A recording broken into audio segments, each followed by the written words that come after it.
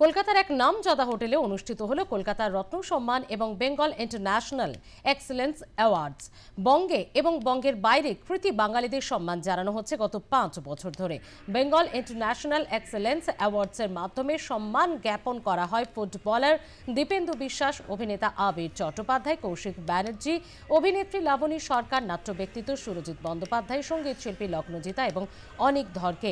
এর পাশাপাশি কলকাতার বিভিন্ন ক্ষেত্রে কৃতিদেরও সম্মান জ্ঞাপন করা হয়। এই অনুষ্ঠানে উপস্থিত ছিলেন বিশিষ্ট বলিউড অভিনেত্রী মন্দাকিনী, বাংলাদেশের বিশিষ্ট অভিনেতা চঞ্চল চৌধুরী, প্রযোজক ফিরদৌসুল হাসান এবং টলিউডের অভিনেতা কৌশিক এবং অভিনেত্রী লাবণীকেও। এদিনের অনুষ্ঠানে কলকাতার রত্ন সম্মান দেওয়া হয় বিশিষ্ট বাচিক শিল্পী ব্রততী বন্দ্যোপাধ্যায়, অভিনেত্রী ঋতুপর্ণা সেনগুপ্ত, চলচ্চিত্র পরিচালক গৌতম ঘোষ, প্রযোজক সুরিন্দর সিং এবং সাংবাদিক লেখক গৌতম ভট্টাচার্যকে।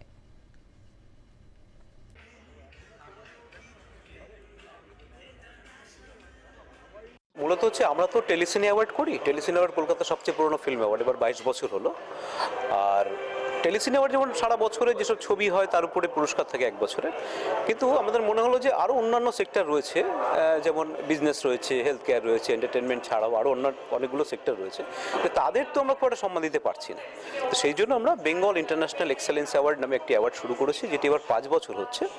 এর আগে এই অনুষ্ঠানে চিফ গেস্ট হিসেবে শর্মিলা ঠাকুর এসেছিলেন, আজকে মন্দাকিনীজি আসছেন, এবং আমরা অনেকগুলো মানুষকে বিভিন্ন সেক্টর থেকে এনেছি যাদেরকে সম্মানিত করবো। যেমন খেলাধুলায় দীপেন্দু বিশ্বাস রয়েছেন, অভিনয়ে আবির চ্যাটার্জি রয়েছেন, কৌশিক দা রয়েছেন, নাট্য ব্যক্তিত্ব সুরজিৎ বন্দ্যোপাধ্যায় রয়েছেন, গানে অনেক ধর রয়েছেন, লগ্নজিতা রয়েছেন। আবার এর বাইরে গত বছর থেকে আমরা শুরু করছি কলকাতা রত্ন সম্মান, অর্থাৎ কলকাতার যারা বাসিন্দা এবং যাদের আমরা রত্ন হিসেবে মনে করি, যারা কলকাতা থেকে একটা বিশ্বের দরবারে পৌঁছেছেন বা একটা বড় কাজ করেছেন। তো এইটা বছর 2য় বছর হবে।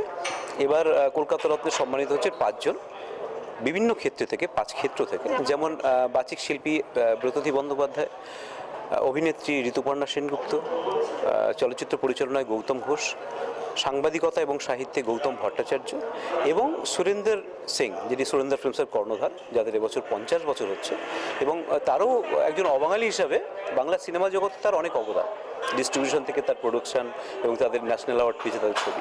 তো এই মিলিয়ে এবছর আজকের আয়োজন আর কি, এবং যাদের আমরা পারলাম না আজকে সম্মানিত করতে, আগামী কোনো অনুষ্ঠানে তাদের আবার সম্মানিত করবো এটা আশা রাখছি। बहुत अच्छा लग रहा है इस प्रोग्राम में आके, और ये जो अवार्ड्स दिए जा रहे हैं सब कलाकारों को, इतने सालों से दे रहे हैं, 22 साल से दे रहे हैं, तो बहुत अच्छा प्रोग्राम है, मुझे बहुत अच्छा लग रहा है।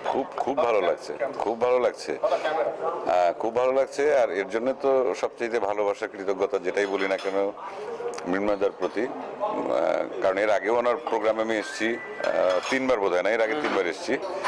ভালো লাগে, সবসময় ভালো লাগে। এই যে স্বীকৃতি, এই সম্মাননা যেটাই বলি না কেন, এতে কাজের প্রতি আগ্রহ বাড়ে, দায়িত্ব বাড়ে, সম্মান বাড়ে। এটা তো মানুষ চায়, এটা চায় আসলে। না, ডেফিনেটলি যে কোনো অনুষ্ঠানে, বিশেষ করে অ্যাওয়ার্ড সেরিমনি যেতে সবসময় ভালো লাগে। সে না পেলেও ভালো লাগে, পেলে বেশি ভালো লাগে।